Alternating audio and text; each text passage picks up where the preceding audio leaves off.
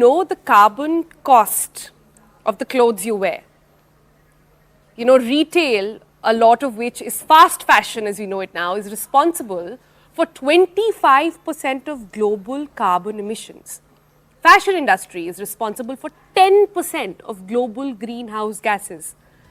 More than, you'll be shocked to know this, emissions from shipping and aviation industries combined.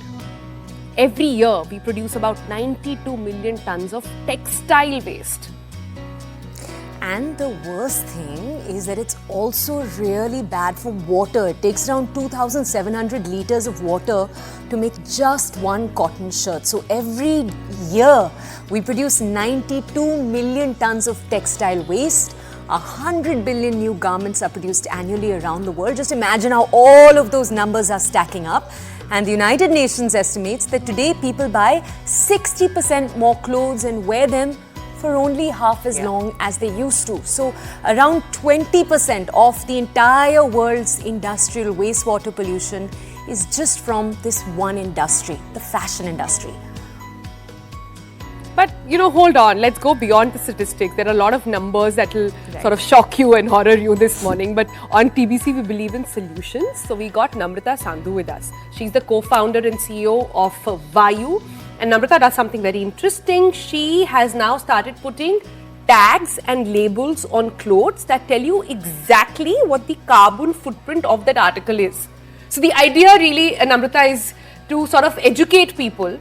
So if I'm picking up a piece of clothing and I know how much carbon footprint it has, maybe I'll start making conscious choices. It's a big may, but it's there.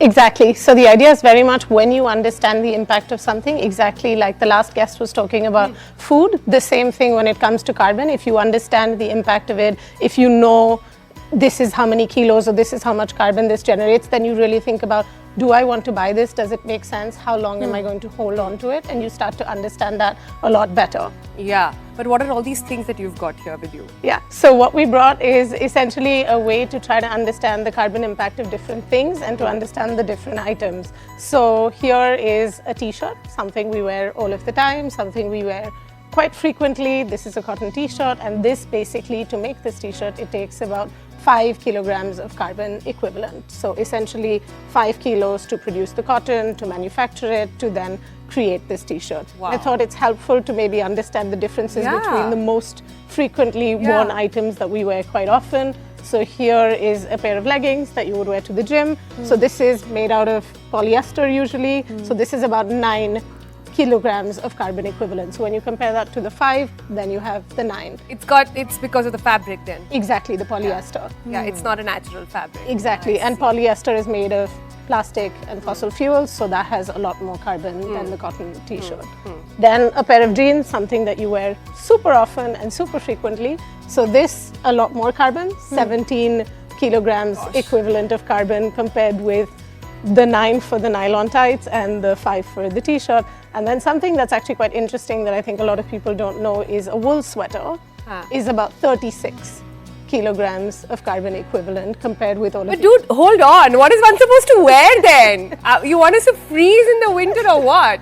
No, so the idea is very much that once you understand the impact of it, you know how long you want to hold on to it for, you want to wear it quite frequently. So if you buy a wool sweater, you don't want to wear it just once, but you want to wear it often. So very much around thinking about how much carbon is generated and how often am I going to hold on to this and how much I wear it. And if I don't wear it, to give it to somebody else and definitely not bin it. So buy less, wear what you've bought for longer. So fast fashion, basically, say no to that. That seems to be a very interesting key, very hard to implement though.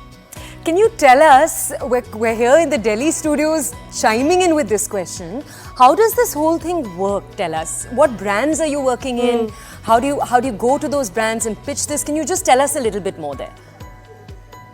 Yeah, so essentially we work with a lot of different brands and businesses. So we work with New Balance, we work with a brand called Veja, we work across the fashion industry, and what brands basically want to be able to do is there's a lot of pressure for brands to reduce, as I mentioned, the different carbon equivalents of the different products. So they very much are thinking about how can we optimize the impact of the products that we produce, because there's very much a responsibility for the brands just as there is on the consumers. So what we basically pitch to the brands is essentially for them to start to understand their impact and lower the impact of the products that they produce as well, to also play their part. So the consumer.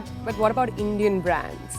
Are they ready to wear the carbon footprint badge with honor? So we're hoping, and we hope to see some Indian brands start to work with us and start to calculate and start to show consumers the same kind of product information we're seeing on carbon in Europe as well. So there are very clear guidelines in Europe now. India still lacks them, right? Exactly. So there's very clear guidelines, and maybe to talk about fast fashion and what you mentioned, there's a French regulation that might be coming through called the fast fashion tax that says you basically need to pay potentially 10 euros for every fast fashion product you produce as a brand. So we're seeing Europe taking some really, really big steps in the direction of regulation and kind of what brands and businesses need to do. Yeah. Can we ask you, psychologically, do you think it makes consumers more willing or less willing? Are there certain age groups that you find are more willing to buy something with that tag when they can see it? So we see actually a big difference in consumers across different generations. So we see Gen Z has a big interest in sustainability, in the climate. They want to do more, they want to be more active and make better choices. So we see with Gen Z it really resonates, a little bit more with millennials and less so with older generations. And we see that people are willing to pay more and also willing to buy less with the coming vintage a lot more with Gen Z. They're really picking up buying used vintage clothing. So we're seeing a big change. Is the word. Yeah, pre-loved, second-hand, whatever we call it. All right, Namrata, this is a lot of education. I think the whole first segment we've learned a lot about what to eat, or rather what not to eat and what not to buy. So this has been very helpful, very shocking as well, but very helpful nonetheless. Thanks so much.